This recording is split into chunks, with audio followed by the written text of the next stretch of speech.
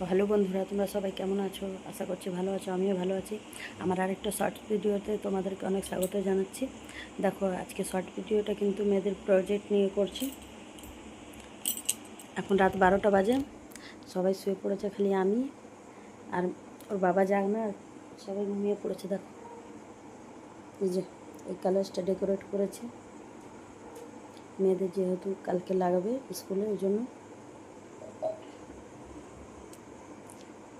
আর এই যে